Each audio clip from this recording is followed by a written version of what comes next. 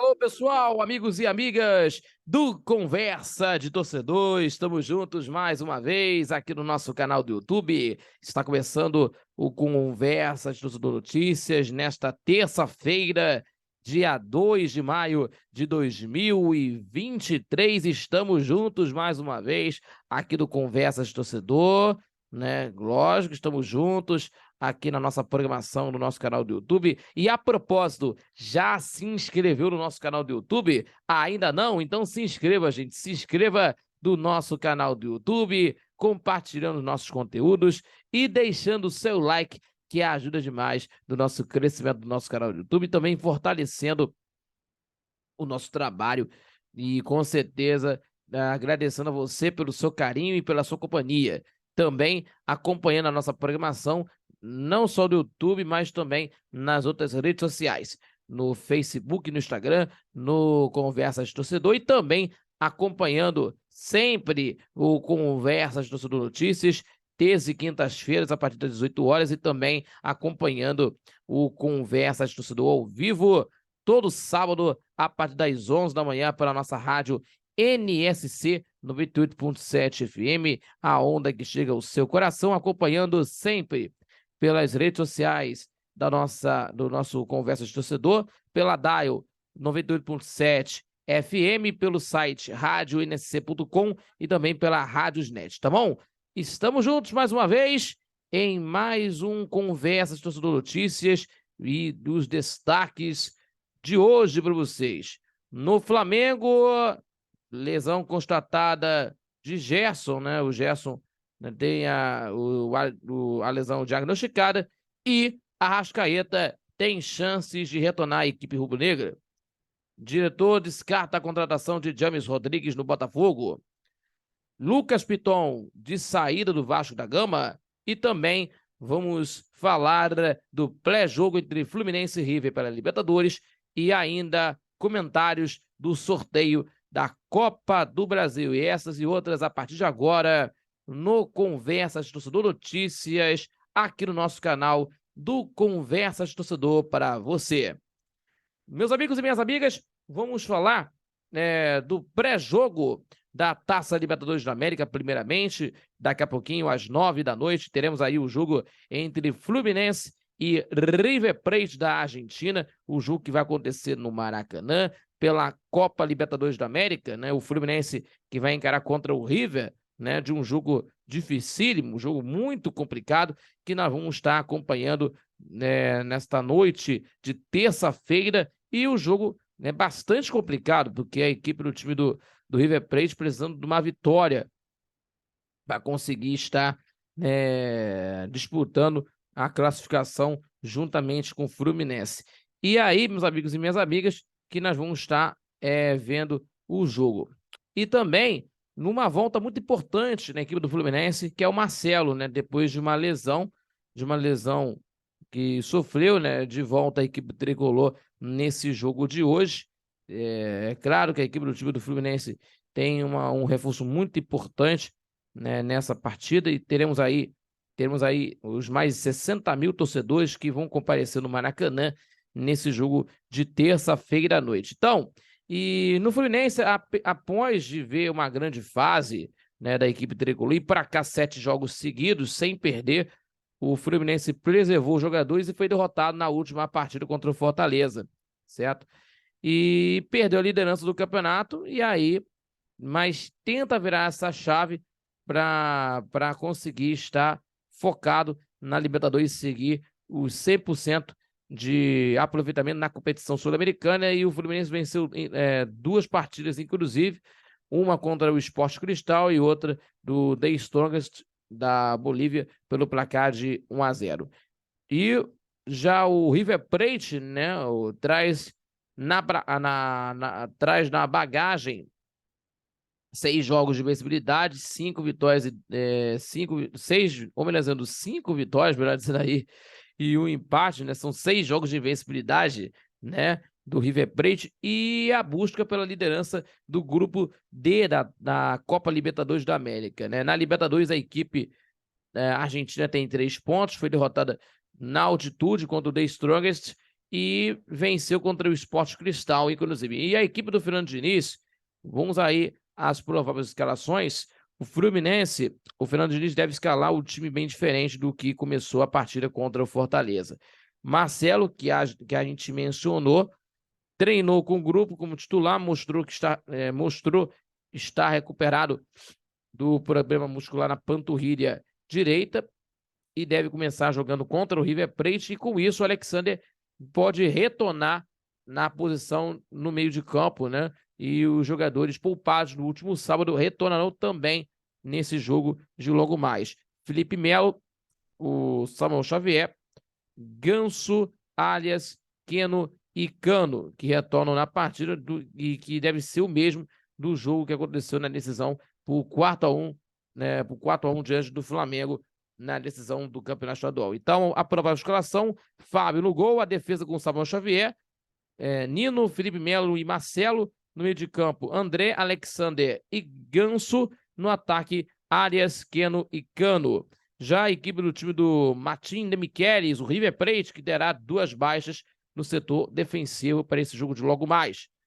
O comandante argentino não poderá contar com o zagueiro Paulo Dias, né, que sofreu uma lesão na coxa esquerda, e o lateral esquerdo Enzo Dias, que está suspenso após ter sido expulso contra a equipe do Sport Cristal, e os seus prováveis substitutos serão, né, o Mamana e Herrera, respectivamente, na equipe do River Plate. Então, a escalação provável é Armani no gol, Herrera, Gonzalez, Pires, Mamana e Casco.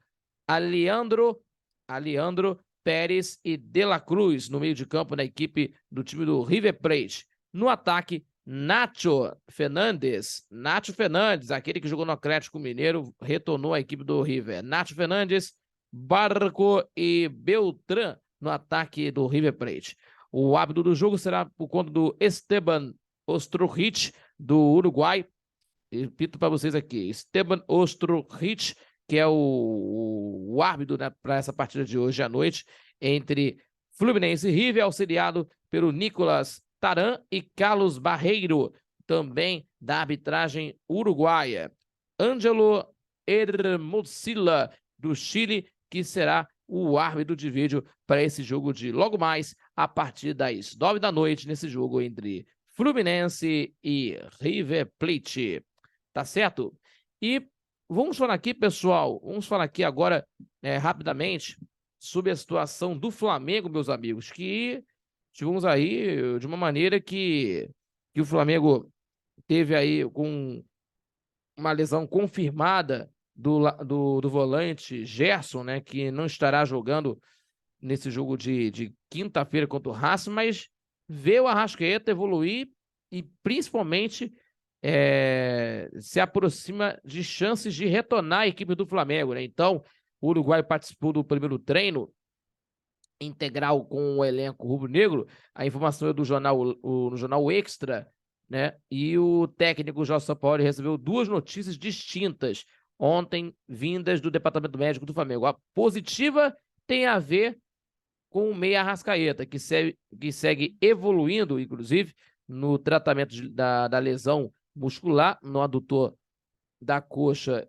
esquerda, e deu um passo muito importante, né, para ficar cada vez mais próximo do seu retorno no Flamengo. E por outro lado da história, lógico, né, foi confirmado um problema com o volante Gerson, que deve ficar fora de combate por até 2 semanas. E no Ninho do Urubu, nesta terça-feira, o Arrascaeta participou do primeiro treino integral com o elenco rubro-negro, e desde que se lesionou em 19 de março no jogo contra a equipe do Vasco da Gama nas semifinais do Campeonato Estadual do Rio de Janeiro, né, do jogo contra o Vasco no Campeonato Estadual, melhor dizendo, né?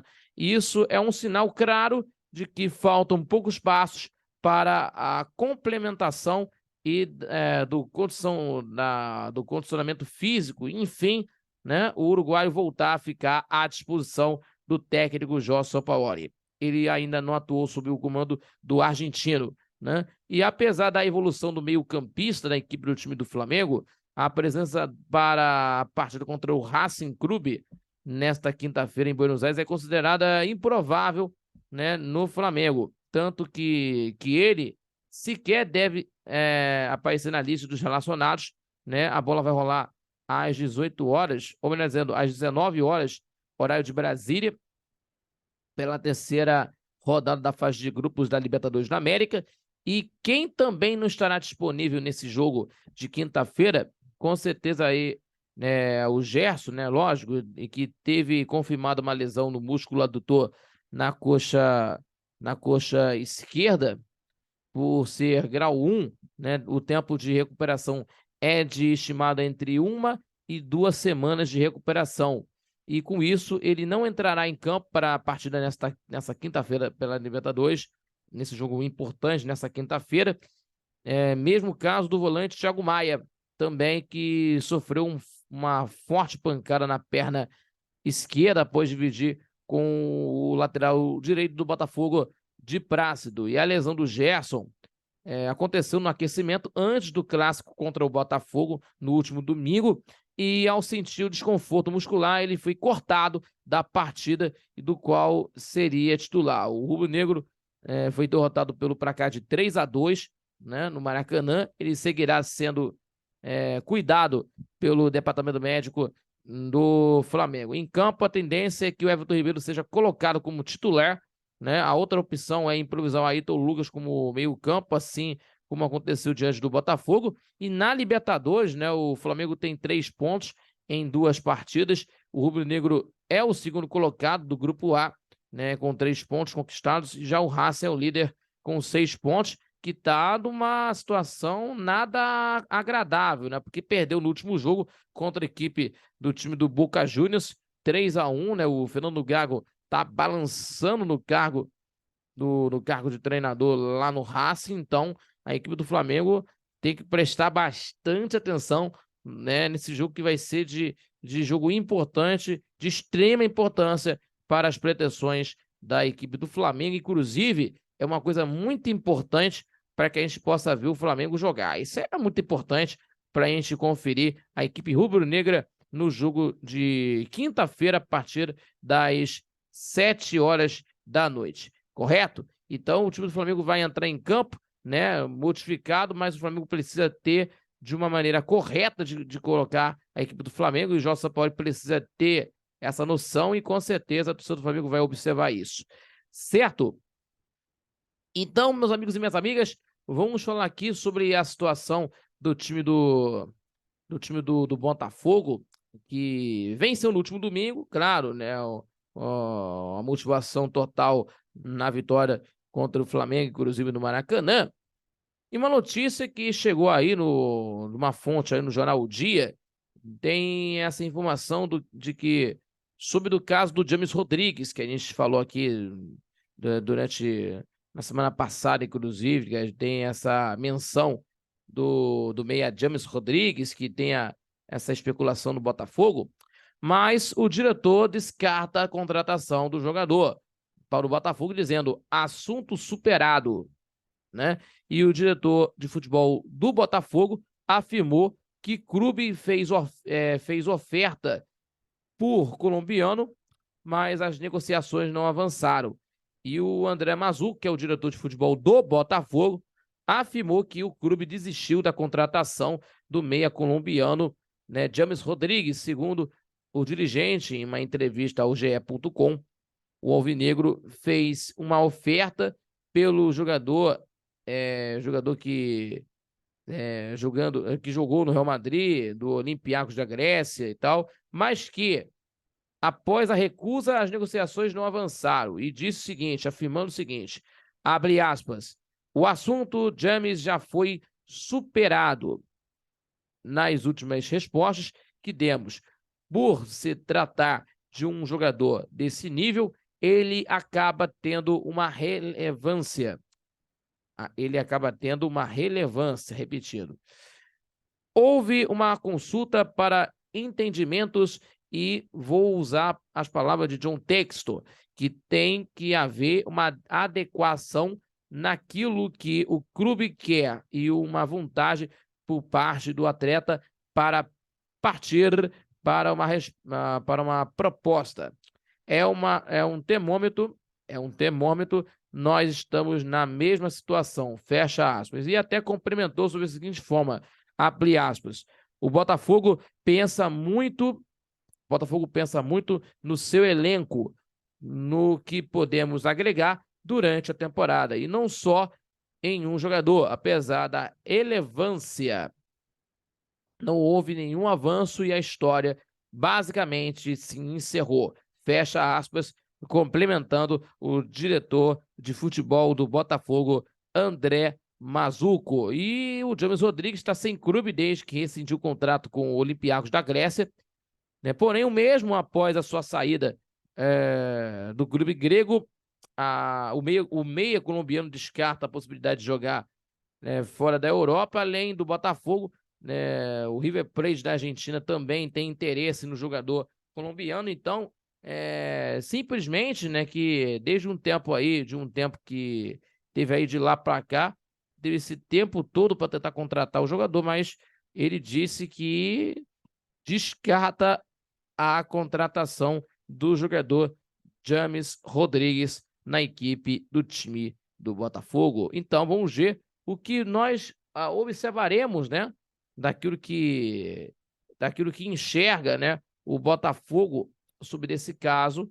Então, o Botafogo não tem, né, nesse diálogo, né, mais com o James Rodrigues em contratar o jogador, né, que para o André Mazuco, lógico, que está pensando no clube, pensando do elenco, não só de um jogador. Então, esse motivo para que a gente possa ver o time do Botafogo, e que também está organizando a equipe, organizando o seu time para as competições, inclusive para o jogo de quinta-feira, às 9 horas da noite, contra a LDU do Equador, pela Copa Sul-Americana, que nós vamos estar observando esse jogo que vai acontecer no estádio Newton Santos. Certo, pessoal? E nós vamos ver o que vai acontecer sobre nesse fato aí, nesse jogo de quinta-feira.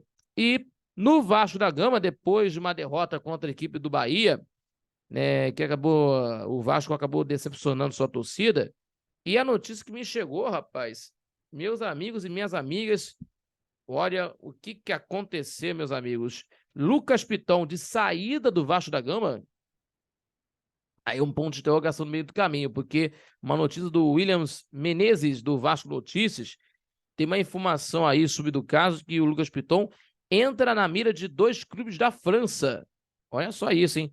O lateral esquerdo do Vasco, Lucas Piton, tem se destacado e deve receber proposta no segundo semestre. Olha só isso, hein?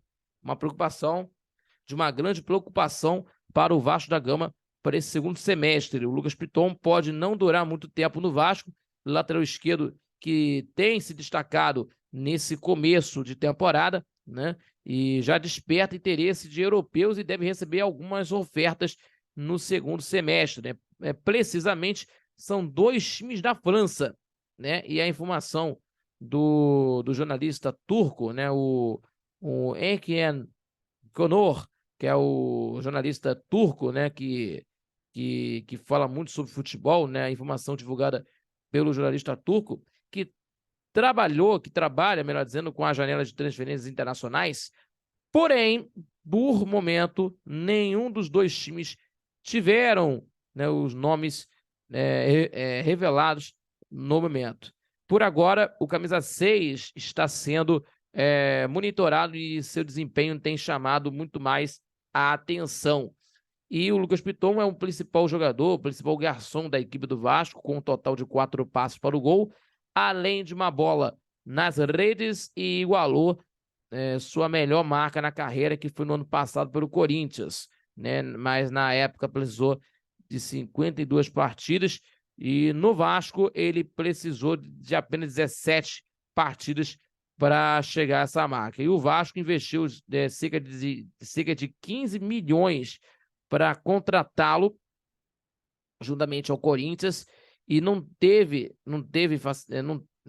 facilitar uma possível venda do atleta. O motivo é que trata-se de uma opção de grande importância no sistema do técnico Maurício Barbieri, porque somado com o fato de que não tem um substituto à altura, Paulo Vitor deve sair e o Riquelme ainda é uma incógnita, né, no meio do caminho. Então, meus amigos, é uma situação que é uma indefinição do Vasco, né? O Paulo Vitor também deve sair e o Riquelme ainda é uma incógnita, porque está se recuperando de uma lesão, né?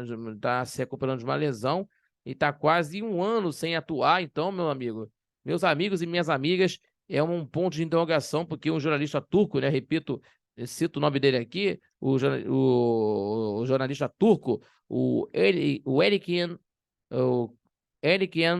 Konur, que é um jornalista turco, né, especialista em né, com a janela de transferências internacionais. Então, é uma preocupação muito grande do Vasco da Gama, né, porque teremos aí as negociações e principalmente chegando a essa informação da fonte do Williams Menezes, do Vasco Notícias. Então, é uma situação que chega aí de uma atenção muito mais daquilo que está acontecendo e uma preocupação, né, dentro do Vasco da Gama e que nós vamos estar observando do que está acontecendo aí, beleza?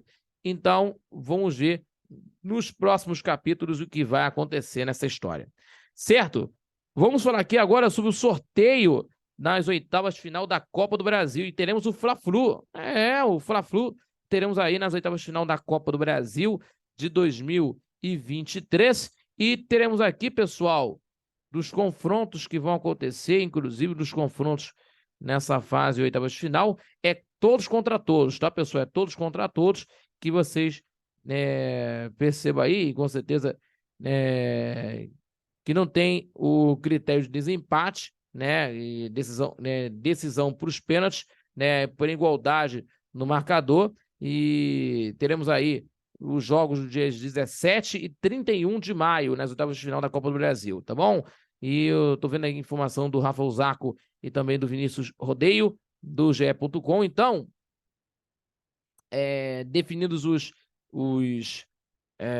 definidos aqui os classificados, inclusive, ou melhor dizendo, os confrontos, melhor dizendo aí, né? O América Mineiro e Internacional, ou melhor dizendo, Internacional e América Mineiro, o São Paulo Sport, Atlético Paranaense e Botafogo, Flamengo e Fluminense, Bahia e Santos, Fortaleza e Palmeiras, Corinthians e Atlético Mineiro e Grêmio e Cruzeiro. Então, os times, né, que vão decidir em casa são estes: Internacional, São Paulo, Botafogo, Flamengo, Bahia, Fortaleza, Corinthians e Cruzeiro. Gente, falando sobre esse negócio aí, pessoal, que teremos confrontos históricos, né, que nós vamos estar observando, né? Então, pelo caso do futebol do Rio de Janeiro, o Fla-Flu, que será que vai ter um gostinho de revanche do Flamengo depois aí de uma derrota na decisão de 4-1? Será que o Fluminense vai continuar nesse retrospecto favorável? Que nós vamos ver isso no Maracanã em 180 minutos, porque um clássico como esse que não tem favoritos, não tem tudo no futebol pode oferecer. E o Botafogo, com certeza, que tendo uma formação muito boa, o Atlético do Paraná tem aí um time bom, né, para conseguir chegar nas primeiras colocações, o técnico Paulo Turra, e principalmente uma grande preocupação, né, o gramado sintético. O Botafogo tem o gramado sintético no Torçãos, mas também o time do Atlético tem um gramado sintético, mas a torcida a favor, né, que é muito importante, porque é uma pressão gigantesca no estádio na Arena da Baixada, e com certeza que nós vamos estar acompanhando esses jogos dos cariocas da Copa do Brasil de 2023. Então, a sorte está lançada nesses confrontos na Copa do Brasil, que teve o sorteio na sede da CBF, na Barra da Tijuca, certo? Gente, amiga, muito obrigado a todos vocês pela companhia em mais um Conversas Torcedor Notícias com vocês, tá bom, pessoal? Muito obrigado pelo seu carinho, e quinta-feira tem mais o nosso Conversas Torcedor Notícias, se inscrevendo, compartilhando os nossos vídeos, os nossos conteúdos e deixando seu like, que ajuda demais do nosso crescimento do canal do YouTube e também fortalecendo o nosso trabalho, tá bom? E também acompanhando pelas outras mídias sociais do nosso Conversas Torcedor, pelo Facebook e no Instagram, @Conversas Torcedor, e também acompanhando o Conversas Torcedor Notícias de terças e quintas, às 18 horas, e também o nosso Conversas Torcedor ao vivo, no programa ao vivo, a partir das 11 da manhã de todo sábado, 11 da manhã de todo sábado, com Alberto Baide, Geraldo Rodrigues e eu, todo timaço, tá bom, pessoal? Repito, Alberto Baide, Geraldo Rodrigues, né, melhor dizendo, agora na situação, e quase meti uma gafe aqui, e eu todo timaço aqui no nosso Conversa de Torcedor, tá bom? Acompanhando pelas redes sociais nossas, né, do Conversa de Torcedor, é claro, e também contribuindo aí nas redes sociais da Rádio NSC, 98.7 FM, né, também acompanhando pela DAI 98.7 FM, também pelo site radioNSC.com, radioNSC.com, e também pela Radiosnet. Repetindo, nas nossas plataformas digitais, no Facebook, no Instagram, também no YouTube, Conversa de Torcedor. Valeu, galera! Muito obrigado pela sua companhia, muito obrigado pelo seu carinho, tenham todos uma excelente noite e até quinta-feira com você aqui no canal do YouTube, no Conversa de Torcedor Notícias. Valeu, galera, aquele abraço e estamos juntos. Falou, galera, uma boa noite para todos vocês. Tchau, tchau.